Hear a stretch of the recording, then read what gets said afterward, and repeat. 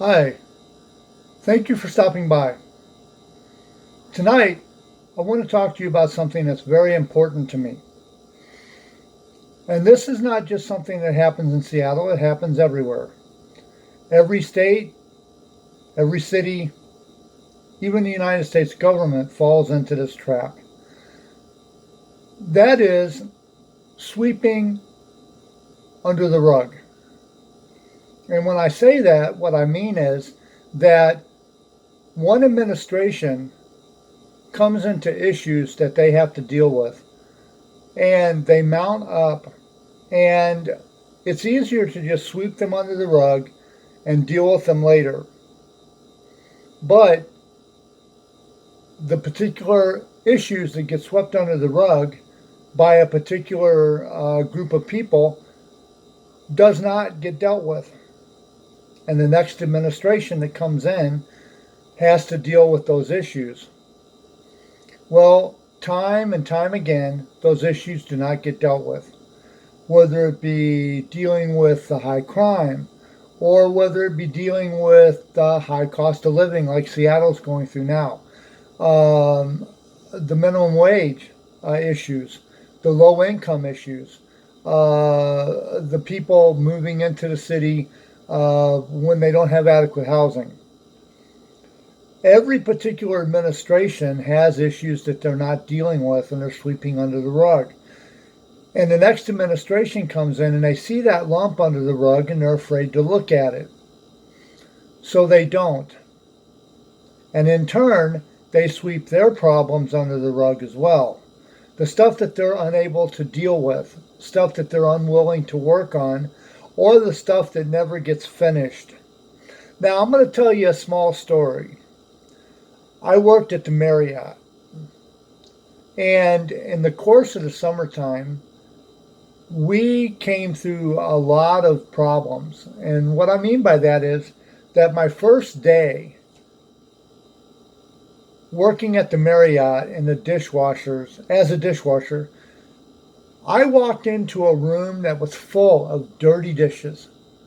There were stacks and stacks and piles and racks and racks. The whole place was full of dirty dishes. And I thought to myself, man, I'm never going to be able to get any of this done. It's overwhelming. The problem was that I was looking at it the wrong way.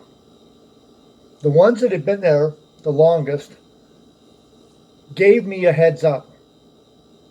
We're not going to get the room completely clean. We are going to work on it and work on it, work on what's right in front of us. Work on what's in front of us. And when they need 100 plates, we clean up 100 plates. When they need 100 forks, we clean up 100 forks. When they need 100 glasses, we do 100 glasses. And then we get back to what's in the room. That's the same way it will be in Seattle with everything that's been swept under the rug. We will lift the rug up, look at what's underneath the rug, and work on what's right in front of us. And when the city has an issue, we deal with the issue. When the city needs something, we deal with what needs to be done. Then we go back to working on what's underneath the carpet. The bad thing is that the next administration isn't going to want to work like that because every administration thinks they can do it better. They think they know what's going on. They think they have a better path to success. And none of the administrations want to build on any of the positive things that has happened in the prior administration. Like, here I am wanting to run for mayor in 2025 of Seattle, and Jenny Durkin hasn't done enough, in my opinion, for her to be mayor. But I'm looking at it all wrong. I'm not saying she hasn't done enough. I'm saying that there's good things that she's probably done that I should look at and build on and add to, instead of tear it down and try to redo it myself. Now, there is a whole lot of things that I think needs to get fixed, only because I don't want this next administration to push it under the rug and leave it for the next administration after I'm done.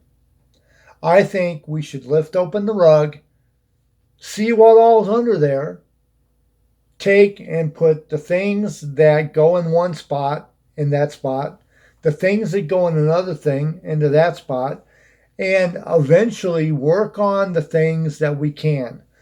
Like when you clean your apartment or you clean your house, you don't clean the whole house 100% at one time. You maybe work on the bathroom. Then you move on to the living room. Then you move on to the kitchen, and so on and so forth. You keep a little bit clean, and when you get done with the kitchen, you can go back to the bedroom. When you get done with the bedroom, then it's time to go back and look at the bathroom and clean that and go back.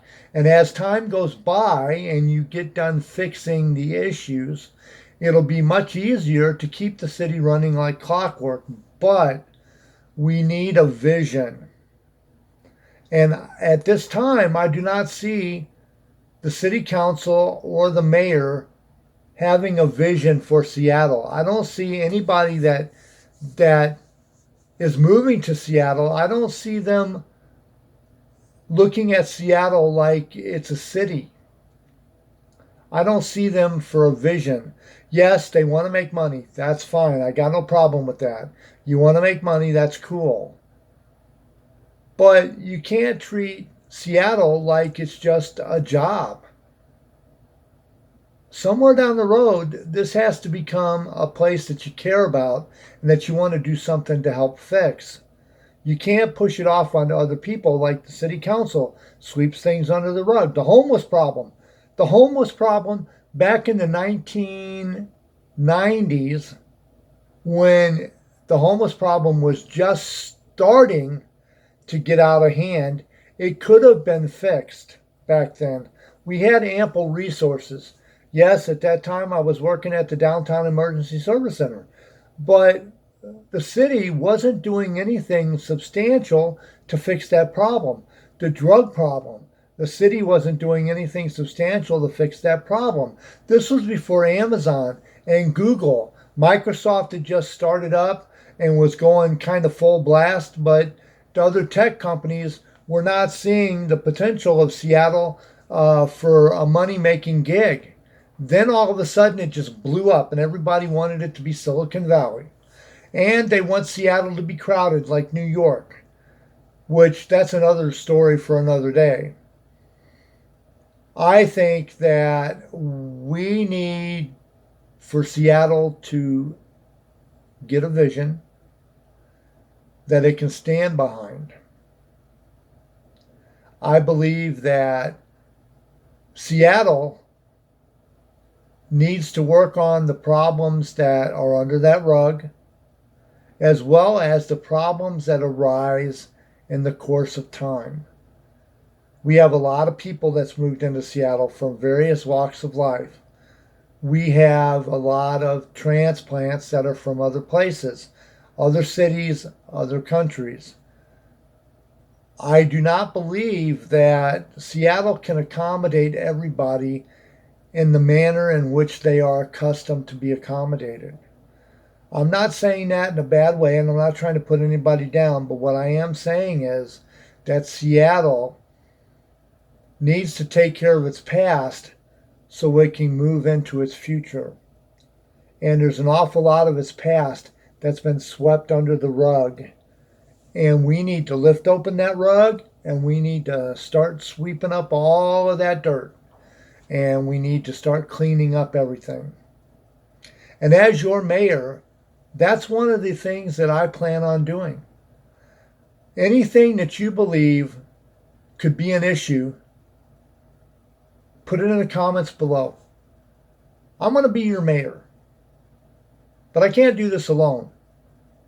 If I'm going to be your mayor, then you need to help me, help you, help Seattle become a better place. I think we can do it. No, I know we can do it. There is no I in teamwork. And as your mayor and you, the citizen of Seattle, we are a team. If we can start working like a team, we can make Seattle better. Put your comments in the comment section below.